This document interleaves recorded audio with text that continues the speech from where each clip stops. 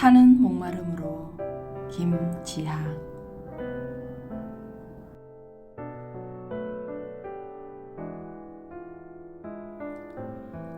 시를 읽는 시간.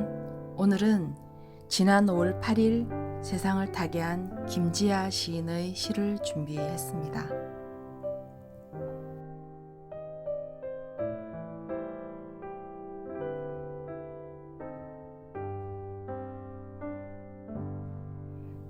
신새벽 뒷골목에 내 이름을 쓴다 민주주의여. 내 머리는 너를 잊은 지 오래. 내 발길은 너를 잊은 지 너무도 오래. 오직 한 가닥 있어 타는 가슴 속 목마름의 기억이. 내 이름을 남몰래 쓴다 민주주의여. 아직 동 트지 않은 뒷골목의 어딘가 발자국 소리, 호루락 소리, 문 두드리는 소리, 외마디 길고 긴 누군가의 비명소리, 신음소리, 통곡소리, 단식소리.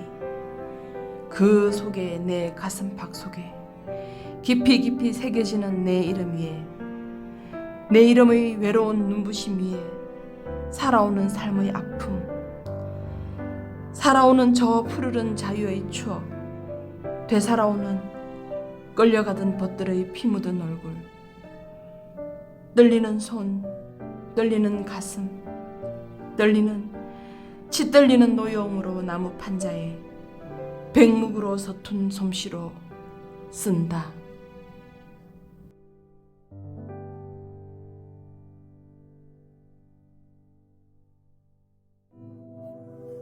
숨죽여 흐느끼며 내 이름을 남몰래 쓴다.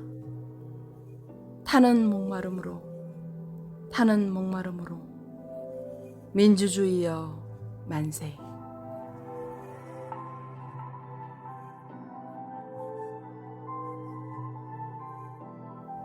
1982년 발행된 시선집 타는 목마름으로에 수록된 동명의 시 타는 목마름으로는 군사 독재를 향한 분노와 엄중한 시대에 오로지 민주주의를 향했던 열망이 담겨 있습니다. 김지하 시인이 지난 5월 8일 세상을 떠났습니다. 1970년대와 80년대 민주화의 운동 현장에서 늘 함께했던 그의 시. 김지하는 1970년대의 신화였습니다.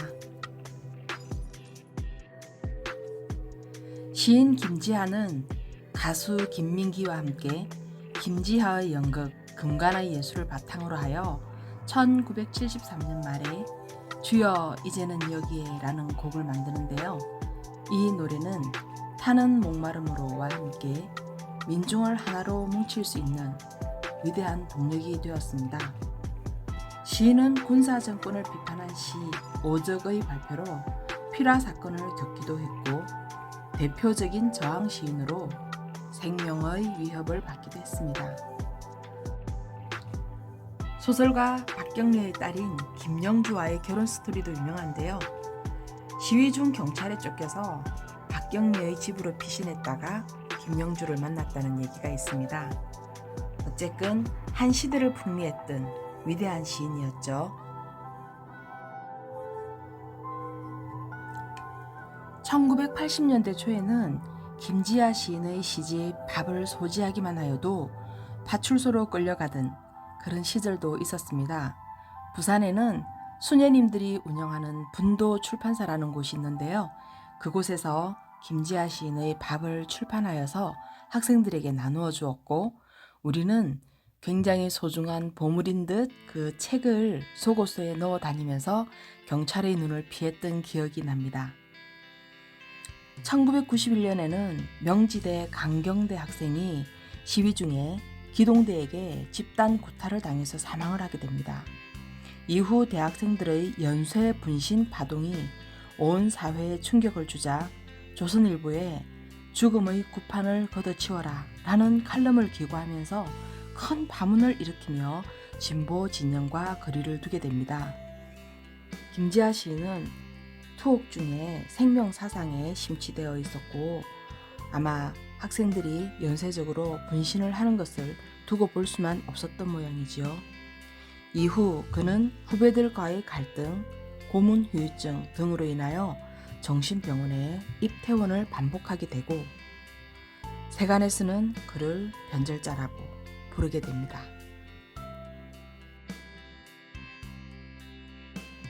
김지아 시인은 시로서 군사 독재 정권에 저항했지만 또한 그의 변화를 시를 통해서 알 수도 있습니다. 새봄이라는 시가 있습니다. 벚꽃 지는 걸 보니 푸른 소리 좋아. 푸른 솔 좋아하다 보니 벚꽃마저 좋아. 이 작품이 중학교 1학년 교과서에 실린 적이 있습니다. 시인이 나이를 먹었을까요? 쉽게 져버리는 벚꽃을 보고는 사철 내내 푸른 솔이 좋았지만 푸른 솔을 좋아하다 보니 이제는 벚꽃마저도 좋아하게 됩니다. 시인이 추구하던 생명사상, 세월의 무게를 생각하게 되죠. 며칠 전 시인이 떠난 후 그의 마음을 시로 헤아려 봅니다.